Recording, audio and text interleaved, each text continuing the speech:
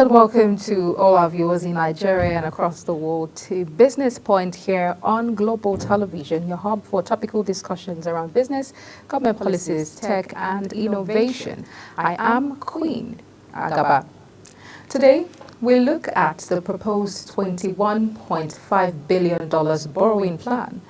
President Bola Tinubu, who formally requested the National Assembly's approval to secure external loans amounting to $21.5 million and a grant of 65 million euros. According to the president, these funds will be channeled towards critical sectors such as infrastructure, agriculture, health, education and security, with the ultimate goal of generating employment, promoting skill acquisition, enhancing entrepreneurship, reducing poverty, and boosting food security.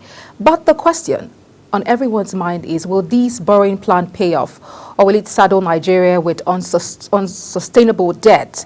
Joining me live in our studio is a financial analyst, John Ochai, who will share his insight on the potential benefits and risks of this plan right after the break. Please stay with us.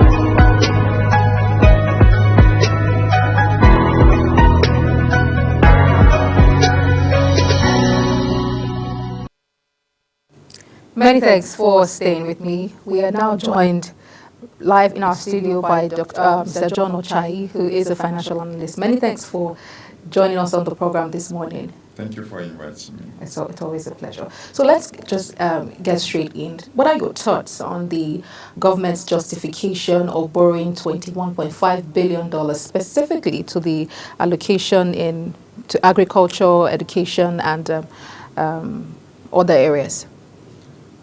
First and foremost, thank you very much for inviting me. And also, we thank the viewer out there listening and watching the program as well.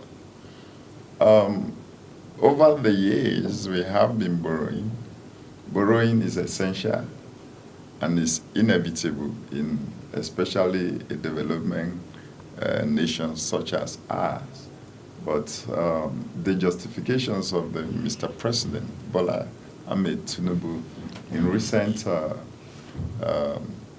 proposal for borrowing such amounts of 21.5 billion and soliciting for a grant is not justifiable in recent time, because there have been excessive borrowing over the years, and since the inceptions of coming into the office for almost 2 years now, there have been excessive borrowing. We talk about the external borrowing, talk about the internal borrowing within the local from banks and vis-a-vis. And at the same time, I'm not expecting the Mr. President to focus attention towards borrowing, because the more you borrow, the more you plug the citizen, the affairs, the activities of the nation into more poverty. And you can see Nigeria has been one of the most recent recognized poverty nations of the world. And with that, I don't expect that the focal point should be borrowing mechanism, but rather there should be a level of framework in which we look at inward and develop different sectors of the economy, and we'll be able to generate a lot of revenue to cushion the attentions of where he's focusing his attention on, which is the agricultural infrastructures that he mentioned. There are a lot of mechanisms which I will suggest that we should focus our attention on. For instance, now, we can look inward and develop a nation without thinking of borrowing. One, the structural purposes which he mentioned, we can develop a short-term framework, and we can also as well develop a long-term framework in which the citizen could as well pay for long-term and for the short-term. For instance, now we have toll gates in most of their major roads, and then we can also go back to that era where all our road infrastructure has been tolled, so that there is a recoup from those payments of the toll gates can be plugged back to the same system if we can have a proper management information system that will be able to tailor the parameter in which they can be able to analyze the processes on how to get funds from that to recoup and also channel into the same infrastructure. We can have a different concessionaire, and then we can have PPP, which will also limit the levels of our borrowing. Because when you borrow, what it does is that when you borrow excessively, what you do, it means that the inflation keeps going, and then there will be a lot of slow economic growth, and as well, the citizen will begin to pay more now and in future, which at most puts the citizen at risk.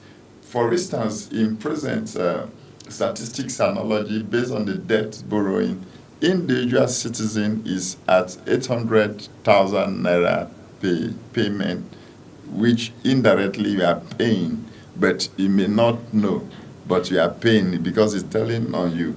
If you go to bank now, there are so many charges in the bank on behalf of the federal government. It could be, postal, whatever being mentioned, and then there are several charges that have been levied against you. And then if a transaction above 10,000 naira, you pay 15 naira to the government, And then if you go to different stratas of the economy, you are paying, meaning the citizens are overtaxed from the little income they are receiving. What that means is that when you are receiving 200, for instance, you are receiving 200,000 naira a month as your wages or salary, whichever way you may put it. What does that mean is that your salary has been shrink based on different taxes that you are paying, because the market is not friendly, the government taxes, and even those who owe this money on your behalf also take their fee from it, meaning that salary you are receiving, somebody X somewhere is taking this money from you without you complaining, because there are laws that have governed that. So in my mind, there are better way that you have a government can plan. For instance, then we have a lot of mineral resources which government can tap into and sell and make a lot of money.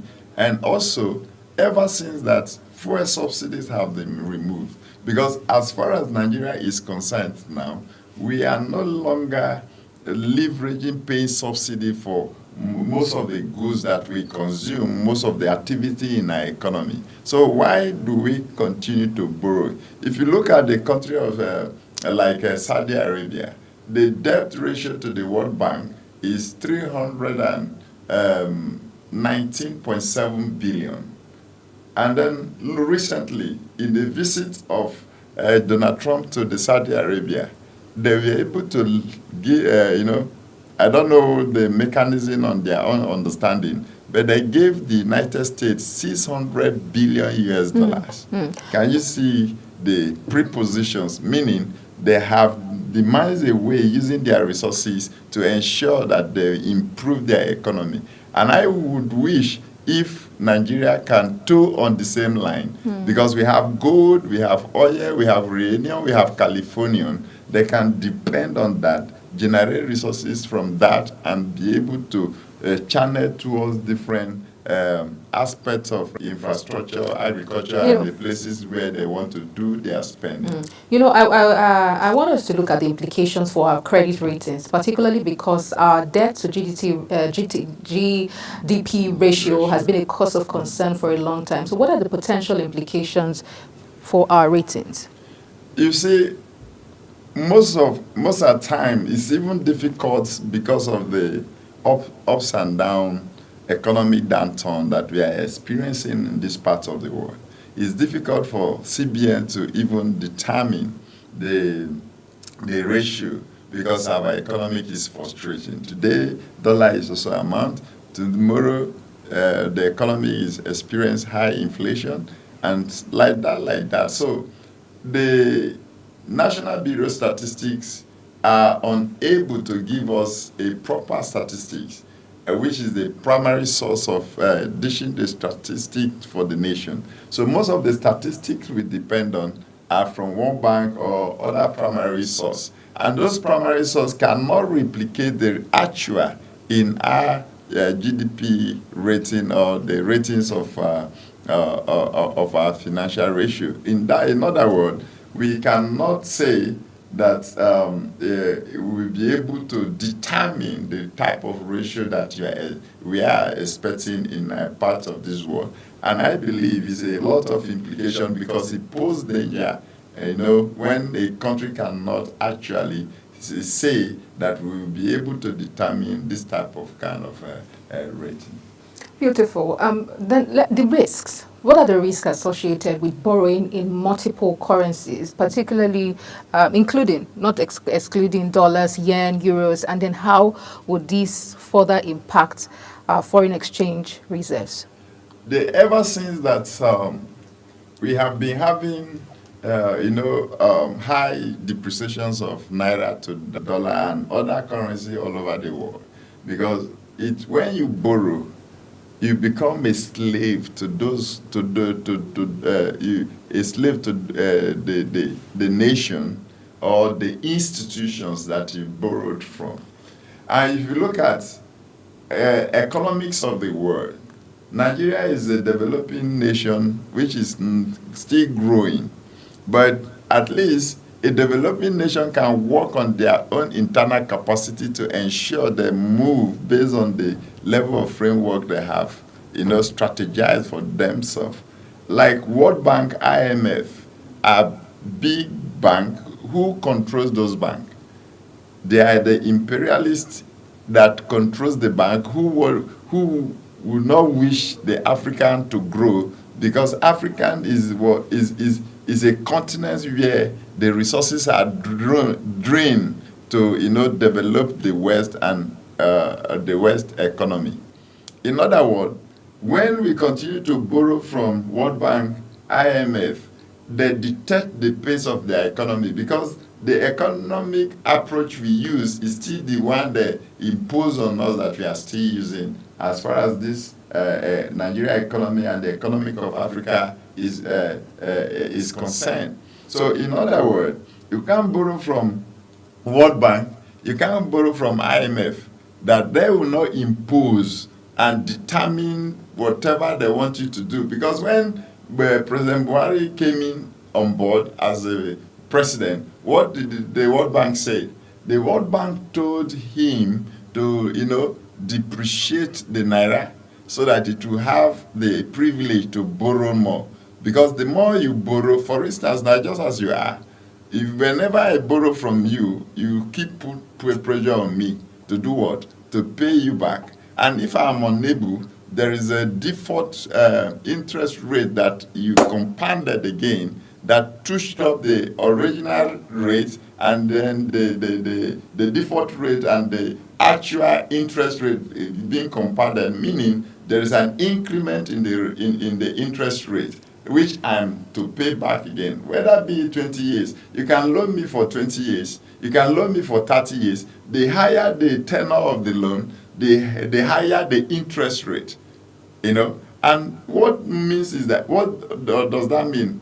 Is that it means that the more you keep borrowing me, the more you keep plunging me into poverty. There was a time that our crude oil has been sold, ahead of time for 15 years. Why did they sell the crude oils at that time? They sold it ahead to pay up some debt which we cannot afford to enable us borrow other excessive money from the financial market. So in other words, when you borrow, your inflation is on the horizon. When you borrow, the poverty rate keep increasing within the nation. When you borrow, you plunge the other internal organization firm into poverty, because there is what they call crowd out. Crowd outing means is that there will be less liquidity within your country commercial bank. What does that mean is that the firms within the country cannot borrow to sustain their sector, and once the sector could not be sustained, automatically they will begin to look elsewhere, or they begin to have what they call a downturn in their productivity and activity, and with that it will pose a danger to our economy as far as Nigeria is concerned. But Mr. Ochai, the president has listed and outlined various sectors that are going to these funds. Specific allocations will be given, which includes healthcare, agriculture, education, and we expect returns from these sectors that are going to be allocated some funds. But given although we do not yet have the plans of how the utilization will go on, it's not yet clear. The utilization of plans are not yet clear. But given our borrowing history, how do you think that these funds will be utilized? Must we continue to repeat the same class? A child who is, let's say, in 100 level this year, next year when you come back is on 100 level. Are you not, as a parent, are you not supposed to wish for that child to go for 200 level? Why do we use the same systematic approach in the same way that previous government's tactics is still the same tactics that we are still following? I could remember the years is just a number. I could remember during former President Olusegun Obasanjo, Operation Feed the Nation, and we focus attention towards on how we'll be able to generate resources to channel into agriculture to ensure that we are sustainable. Do we achieve that sustainable development? The answer is no. Goodluck Jonathan came, the same methodology approach was invoked, but they channeled different resources to that direction. Are we still sustainable? The answer is no. The same thing Buhari came, said a nation like Nigeria who have arable land supposed to sustain themselves, and he cut across all the states of the nation, and he banned the rice and other seedling for coming into this nation. And then they introduced what they call Anchor Borrower Program, a lot of sustaining development programs tailored towards agriculture. Are we still sustainable? And the same man who said, I'm going to continue from where Buhari has stopped, came with the same mindset of methodology approach as their strategy. Are we still believing in the old story, repeating the same class, tailoring our attention towards that, the same English, the same language, to produce the same, processes? I believe we should shift from a government spending some excessive revenue towards one direction. I think they should, in a way, give a room to the private sector, which is, profit-oriented, profit maximization, to give licenses to so many people, so many companies who are willing to venture into agriculture, so that the burden will be allayed from the federal government. Federal governments are not a good manager, and for that, they cannot sustain their programs because government change. Bola Tinubu will come, and maybe after 4 years, we don't know the next person that will coming. And the next person may have a different program, different from what he have tailored to himself. And in other words, we are not a state that continue a program after a successor. Everybody come with their different program, and that different program keep rolling after 4 years, distorts the process of our growth. And that is why I don't believe that this money will be channeled to this particular agriculture infrastructure which they have tailored, because there can be a different plan that will consolidate their plan, that not necessarily them borrow for them to sustain the program. They can define a different mechanism for sustenance, for sustainability. And the only way they will do that is to give a license to the private sector, and through the concessionaire and PPP, which they have mentioned, then they cannot borrow. Because if you look at our debt profile as it is today, it's on a high rising. Because what that means is that when you borrow from yen, borrow from euro, borrow from pound sterling, borrow from dollar, you have excessive debt rising. And definitely there is what they call servicing of the debt. And when you service of the debt, you plug all the resources that you have raised within your fiscal year, and in the process of servicing that debt, you channel that money to, and when you tailor that money to where you have borrowed from and then service your debt, automatically within the country you don't have enough to give back to the society for the citizen to benefit, meaning plugging you back to the same poverty that we are trying to dive away from. Oh, thank you very much, Mr. Ochai, for your contribution and your insights towards this proposed borrowing of 21.5 billion naira by the federal government. Well, this is how much we can take on the program today.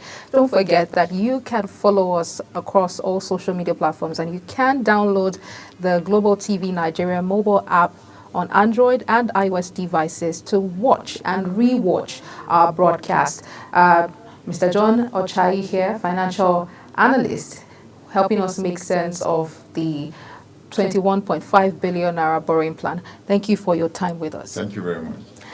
Well, don't forget to follow us across social media.